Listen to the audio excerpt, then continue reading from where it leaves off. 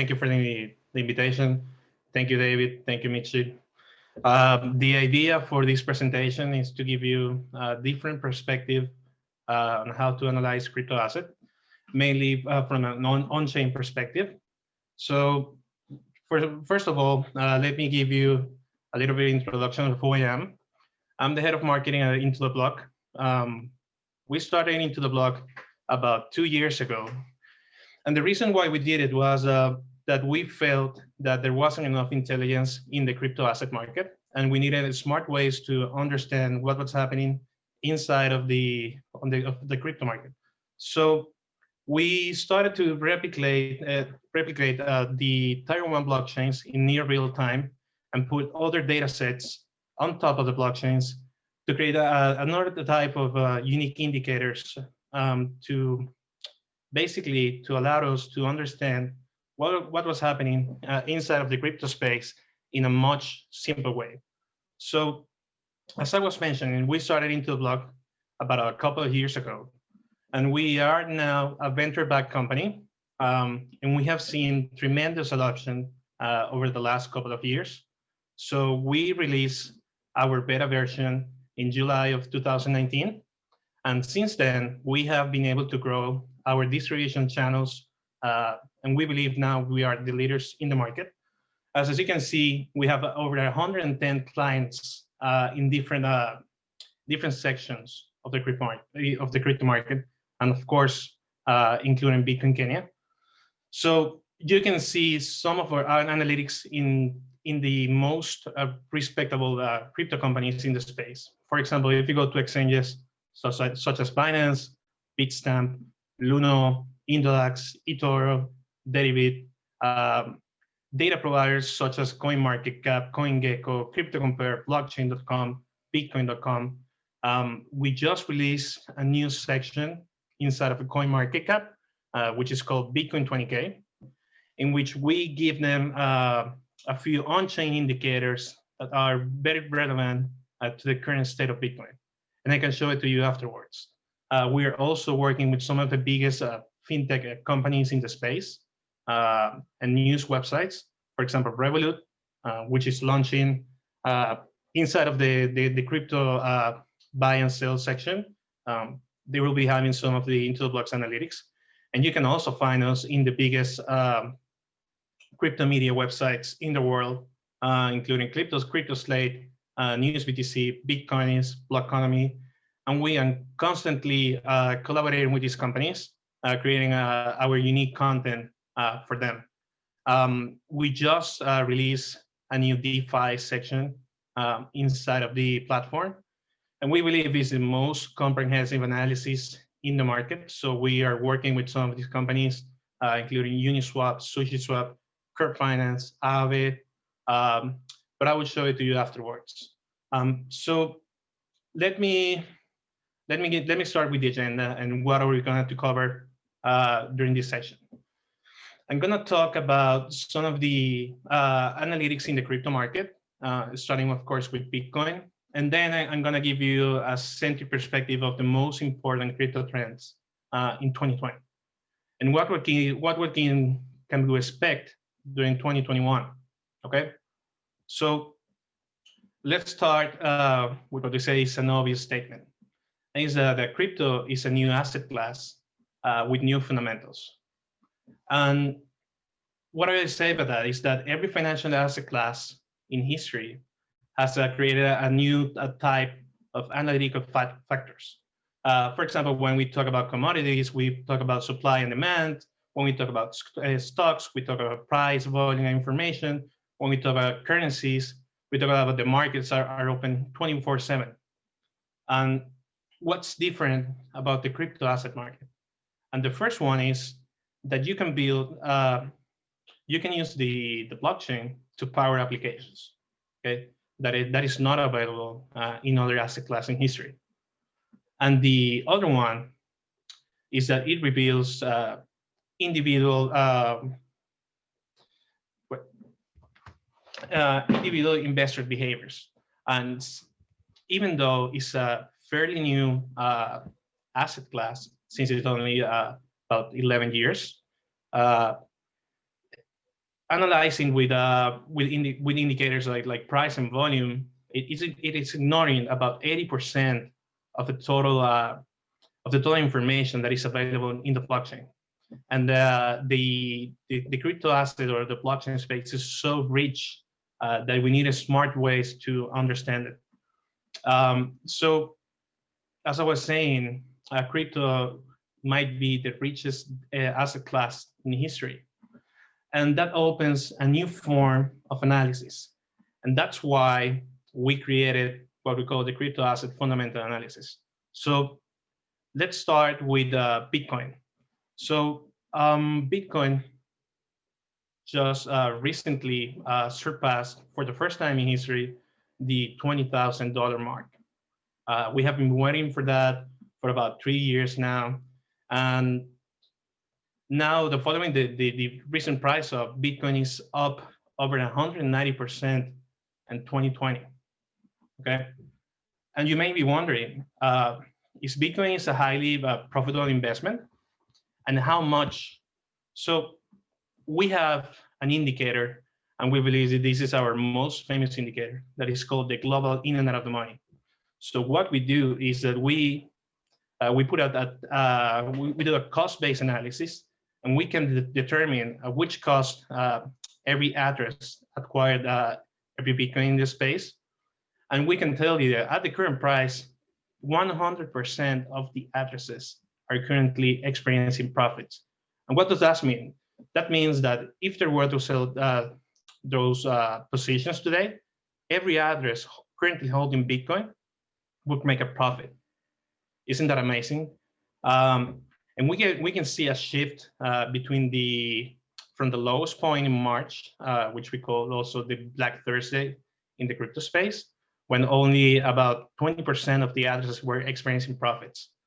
And what that says, it says that new addresses have been buying consistently new Bitcoins, and besides, there's a holding term between the Bitcoin owners that I will get on afterwards. Okay, so let's talk about Bitcoin against the global market. And the most important thing is that Bitcoin has outperformed the global markets in 2020 by far. So you can see, as you can see, during the first 3 months, Bitcoin was highly correlated with Nasdaq, S&P, and gold. And you can see a drop during March, which was the day that Bitcoin dropped more than 30% in just one day. And after that, they remained quite steady until August, when Bitcoin started to increase. And the real, and why is in August? Because we started to see an influx of institutional investors, for example, PayPal and MicroStrategy. So there was a change in the fundamentals of the Bitcoin investment.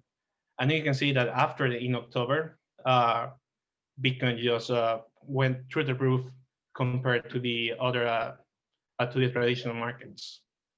And talking about Bitcoin against the other crypto assets, you can see that even though it has been an amazing 2020 return, there has been other crypto assets that have been outperforming. For example, Ethereum, Ripio, Chainlink, which has been just amazing with what we call the Chainlink Marines.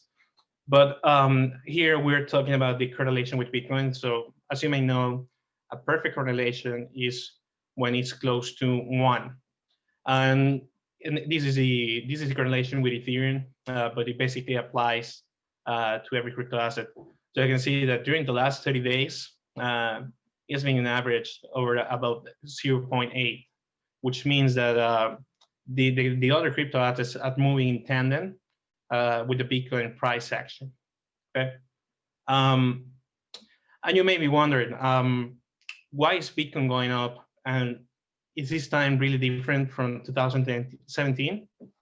So comparing the bull runs of 2017 against 2020, aside from the fact that they both reached the all-time high on the same month, we believe that these rallies are very much different from a fundamental perspective.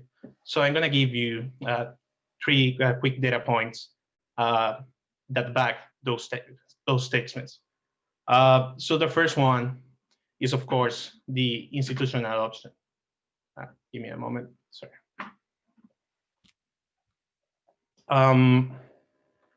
So what do I mean by institutional adoption? A large factor in this uptrend has been marked by the increase in institutional investment.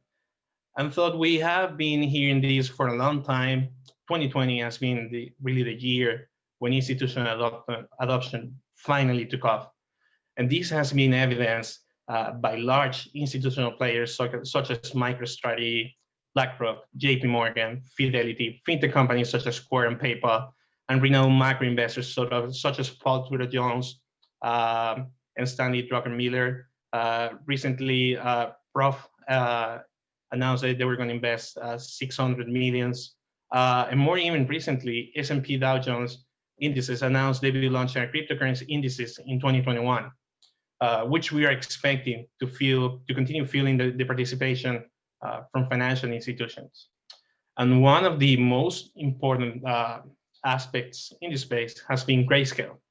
And the chart that you see here shows the total asset under management on the Bitcoin global fund. As you can see, in 2020, it has grown exponentially from less than 2 billion toward 10.57 billion.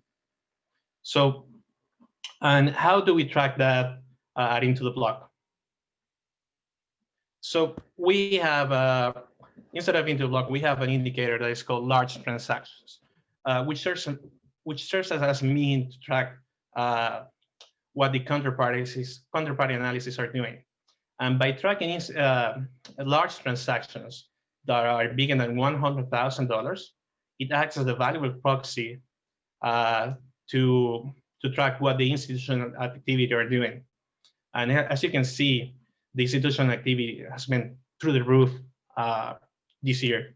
It has been growing from 3.8 billion starting this year toward 30.32 billion on average during the month of December. Another indicator that we have is the average transaction size, which basically measures the mean transaction value for a crypto asset on any given day. And this gives you like an idea of what type of activity is happening on the blockchain and what type of users are transacting with this particular crypto asset. And the average transaction size in Bitcoin went from 20,000 on December of last year to over 110,000 this year. So as you can see, and there's a large inflow around the month of August, basically, as I was saying before, when all the institutions started to get into Bitcoin, okay? Another key aspect when we talk about the fundamentals of Bitcoin is, of course, Bitcoin as a store of value. And one of the key aspects that we hear a lot of times is that Bitcoin is a digital gold, and it's a narrative that we have been hearing for several years now. And although Bitcoin has been known for its wild volatility, on-chain data suggests that this thesis is stronger than ever. And despite that Bitcoin has went to various crashes over the past year, even over 50%, Bitcoin has sustained an upward trend and has been able to recover every time. So this indicator that you see here is what we call hodlers. So we track the number of addresses that are holding for more than 1 year. And as you can see, over the past 12 months, this trend has been growing steadily, and over 64% of the addresses currently holding Bitcoin have been holding it for over a year. So the growth in the number of Bitcoin holders, along with the relative increase in the percentage of holders, point to the Bitcoin's strengthening position as a store of value. And the last one that I'm going to cover is that, without a doubt, Bitcoin is more secure than it was in 2017. And what do I mean by that? I'm talking about the hash rate. And the hash rate is basically measure the aggregated power that miners devote to solving the Bitcoin proof of work algorithm, has managed to increase almost at the same rate as the price. And why is that important? It's important because the blockchain hash rate is often associated with security.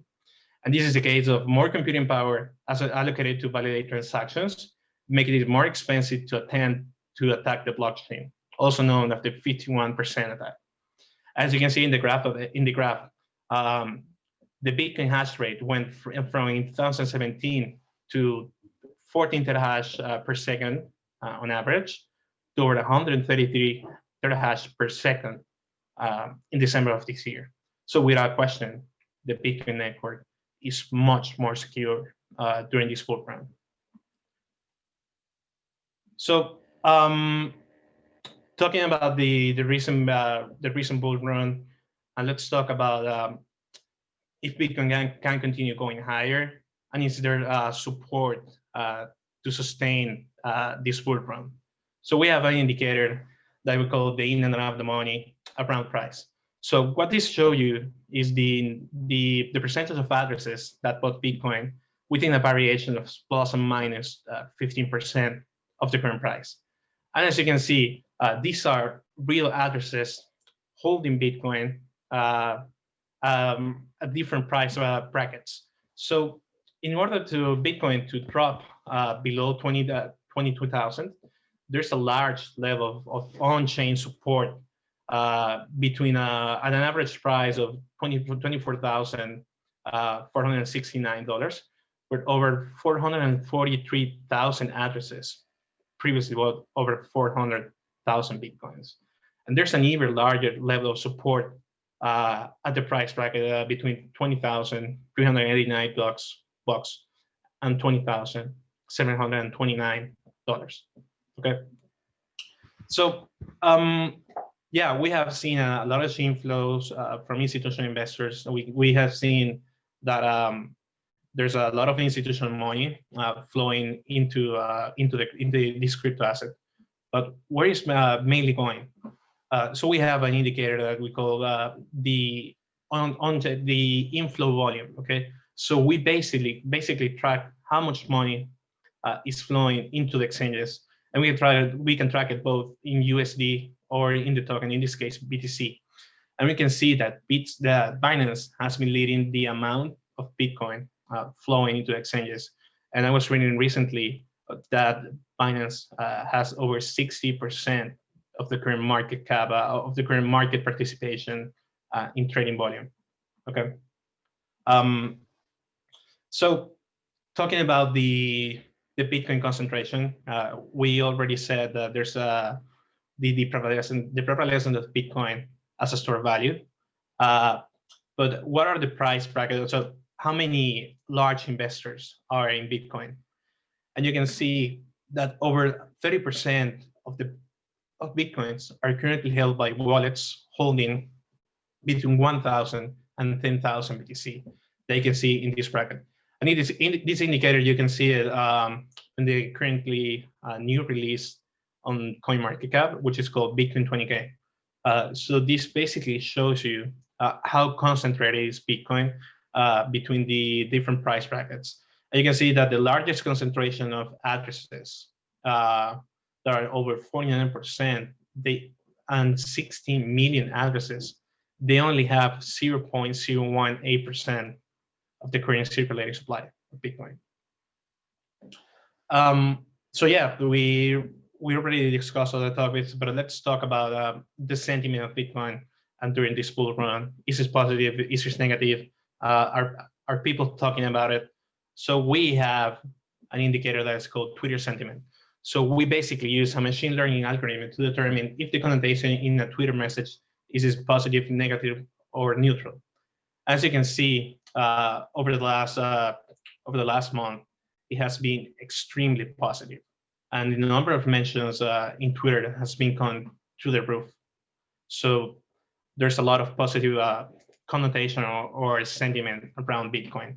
And not only that, if you go to the Google search trends, you can see that it reached recently its yearly high in the number of Google search trends, with the highest value ever, that is 100. Okay, so let's talk about another thing that is Bitcoin is here to stay, but is Bitcoin really moving to DeFi, and what's happening in that space? So I don't know how much you know that, but there's a since Bitcoin has been remarkable progress, it has been not able to gain adoption as a trusted tool for financial services. So in 2019, different versions of tokenized Bitcoin is starting to rise, and the biggest one is wrapped Bitcoin, which basically BitGo is the custodian in doing it from that side. So you can put your Bitcoin as collateral and move it into Ether. So as you can see, over the market cap of wrapped Bitcoin has been growing exceptionally, and specifically since August, growing from around $500,000 at the beginning of the year to over 2.64 billion in December of this year. And this you can also see it. Also, Bitcoin has been tokenized, but what is really going on? And we can see that the large portion of the tokenized Bitcoin is being invested in DeFi. And why is that? Because you can add incentive by locking those wrapped Bitcoins into liquidity pools and earn a percentage of those liquid pairs. Okay, so over 3.6 billion has been already tokenized and locked in DeFi protocols. As you can see, the most liquid pool currently in DeFi it belongs to wrapped Bitcoin. So there's a lot of inflow moving into that. And even that we saw a small decrease in the percentage of Bitcoin currently locked. We have over 3 billion locked in DeFi protocols, and we believe this trend is going to continue increasing during 2020. So let's talk about Ethereum. Bitcoin has had a fantastic year, but without a question, Ethereum has been one of the growing trends in 2020. With the recent release of Ethereum 2.0, there has been catching the attention of the crypto audience. Okay, so as you can see in the other charts, Bitcoin has seen enormous adoption from institutional investors, but is Ethereum doing the same? And the answer is yes. So right now, the number of on-chain transactions greater than $100,000 is trending near this yearly high, and is really new money flowing into Bitcoin, into Ethereum to push the price up. So we have an indicator that we call traders, and this is really correlated with every rally, because when there's a big price action in the market, there's a big influx of money flowing into the market. So we call traders those addresses that are entering the market and actively trading. So as you can see, the number of addresses or traders is also trending near his 52 weeks high. And how many holders are in Ethereum? I'm gonna give you like a interesting fact.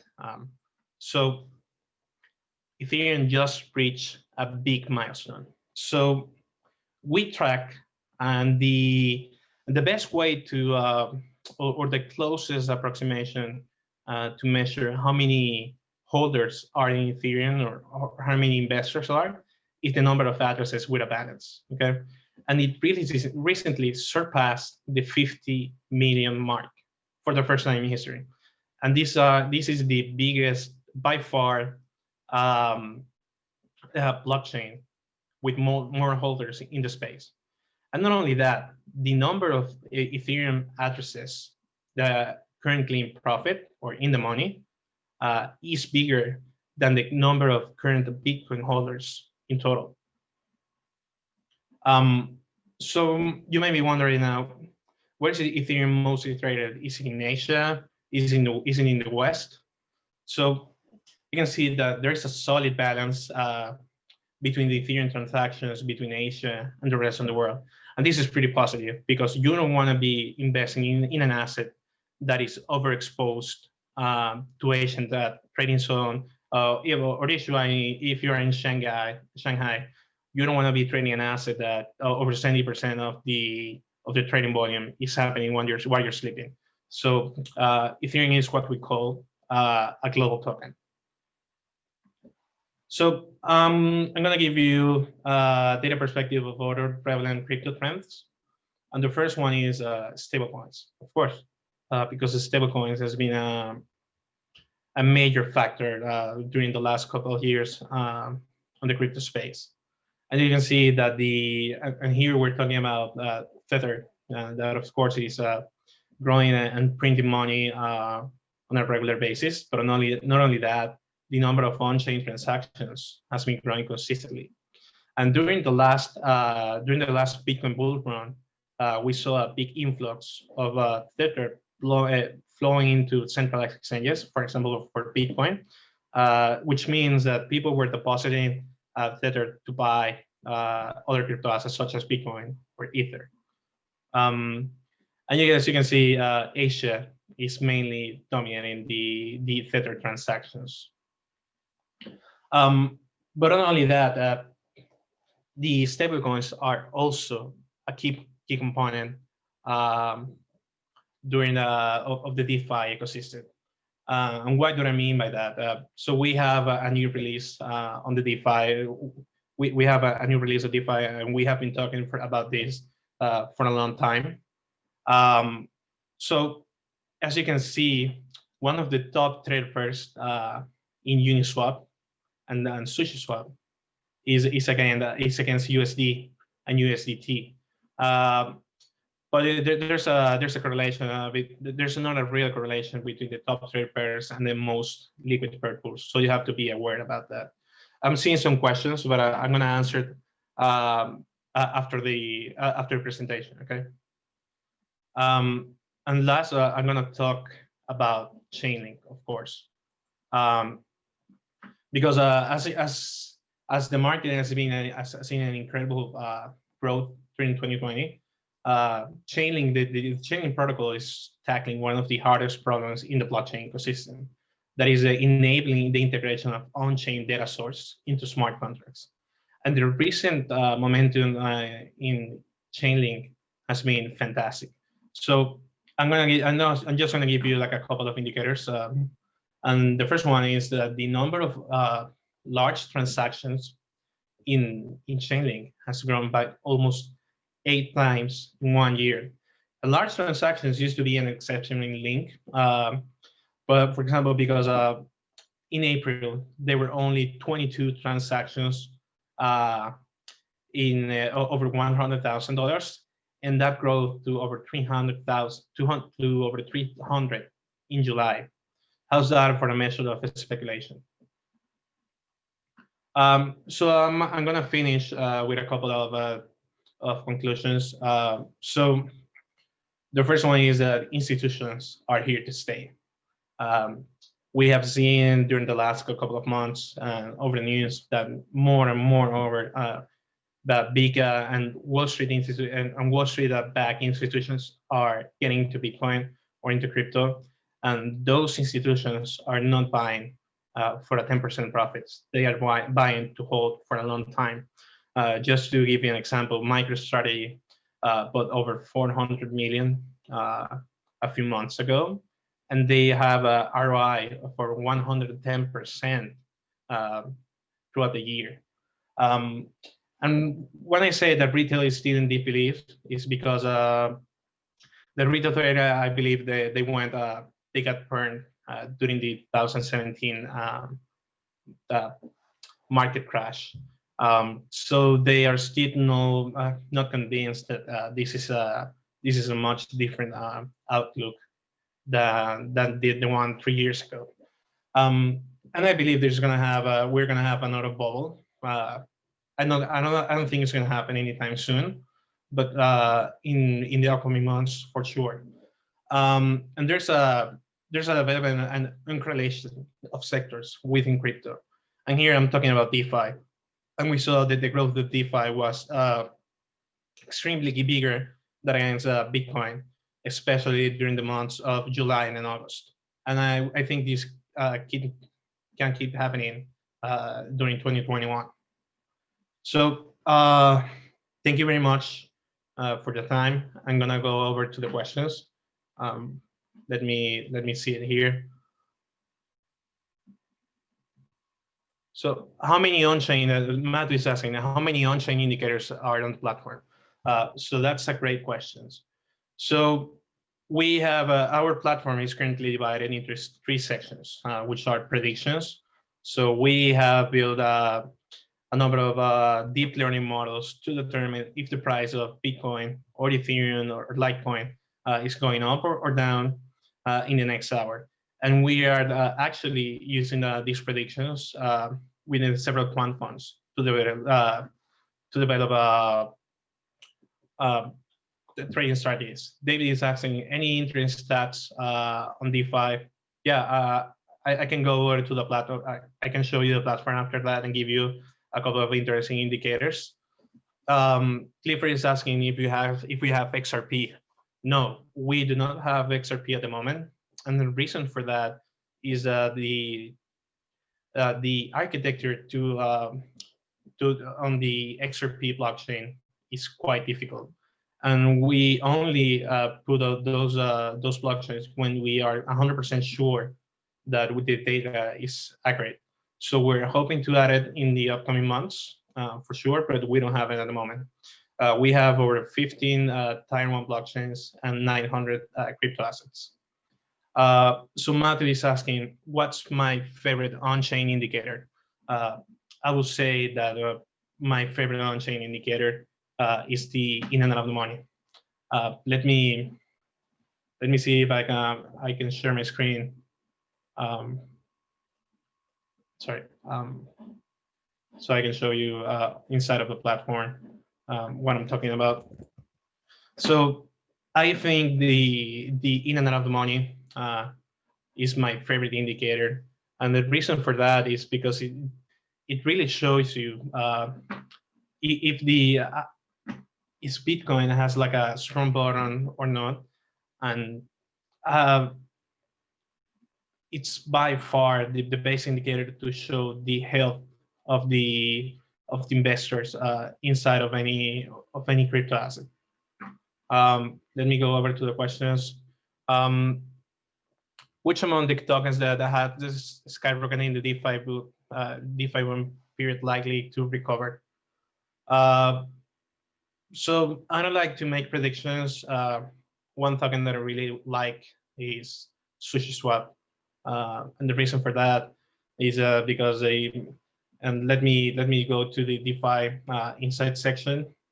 Ever since the UniSwap liquidity mining ended, we have seen a shift in the liquidity from SushiSwap to UniSwap, and becoming the second buy liquidity in the market.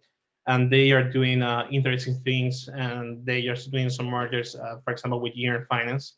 So I think there's a lot of upside from that side. David is asking, how can you identify overexposure using the indicators mentioned? Show an example. Let me think about it. Overexposure. I'm not sure how to tackle that question. Let me think about it. Onchain is asking, what are your price predictions on BTC for the next coming years? As I was saying, we at IntoTheBlock, we are not financial advisors, and so I'm not allowed to make a prediction of that. I do believe that given the fundamentals that I previously mentioned, and the growth of Bitcoin on Ethereum, and the adoption of institutional investors, Bitcoin is likely to continue growing over the next years. There's a lot of predictions on how much it's going to grow. But one good measure to do it is if you compare that as a store of value between gold. So the valuation of gold is currently at $100 trillion, and Bitcoin is around 400 billion. So you can a reasonable measure would be that Bitcoin is worth 1/3 of the value of gold. So $100,000 valuation is not a crazy question. It's not a crazy valuation. David is asking, what indicators would you recommend for new traders or those with no technical analysis, say peer-to-peer traders? And about the NFT indicators and NFT of the market, I have a little known on that section, so I'd rather not talk about it. But if you want to, if you're starting to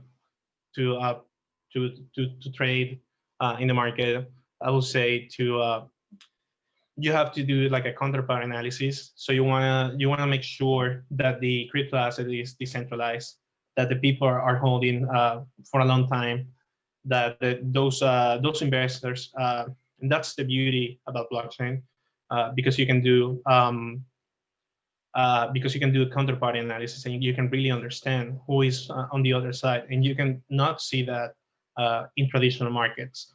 So you can really see, in the case of Bitcoin, how decentralized it is, how many addresses are holding the token, are large investors entering the space, if those investors are making money or losing money, if the sentiment around the network is good, and if the network is growing fast or not. So if you are a P2P trader, I would say definitely should go into the in and out of the money, see the large transaction indicators, go to the network indicators to see if the network is growing or not, and you can see that the number of active addresses in the Bitcoin space is nearly trending its all-time high as in 2017. So it's a good measure. I mean, there's a lot of active addresses in the Bitcoin space, and there's a lot of new investors entering the space. As I was saying, you can also go to ownership by time held, and you can see the holding term in Bitcoin, and you can see if there's new money flowing into the market. If you're trading like on a short-term perspective, we also have the derivatives indicators, and you can see, for example, if the price of the perpetual swaps is going up, and the volume is going up, and the open interest is going up, that is usually a bullish sign of the market. Make sure that the funding rate, if the funding rate is positive, it means that long investors are incentivizing the short-term investors to do those operations to keep the index price close. And Clifford is asking, what's your tour price prediction for Ethereum? So I was saying,